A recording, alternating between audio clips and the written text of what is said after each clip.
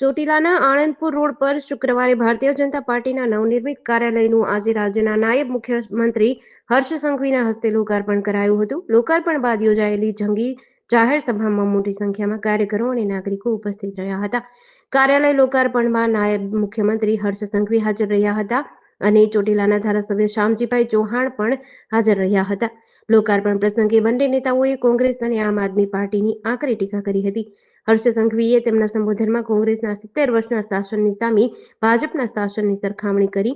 ગ્રામ્ય વિસ્તારોમાં રસ્તા, વીજળી અને આરોગ્ય સેવાઓ ભાજપ સરકારે ઉપલબ્ધ કરાવી હોવાનું જણાવ્યું હતું. તેમણે કિસાન સન્માન નિધિ યોજનાનો ઉલ્લેખ કરી ઉપસ્થિત ખેડૂતોને પૂછ્યું કે કોના ખાતામાં પૈસા આવે છે, જેના પર ખેડૂતોએ હાથ ઊંચા કરીને હા પાડી હતી.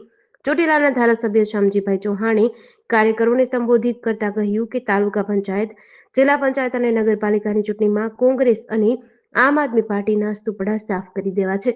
ચોટીલા ભાજપ પરિવાર દ્વારા નાયબ મુખ્યમંત્રી હર્ષ સંઘવીનું વિશેષ સન્માન કરવામાં આવ્યું હતું. તેમને ચામુંડા માતાજીની છબી, તલવાર અને પાંચાળની ઓળખ સમાન પાઘડી અને બંડી પહેરાવીને આવકારવામાં આવ્યા હતા.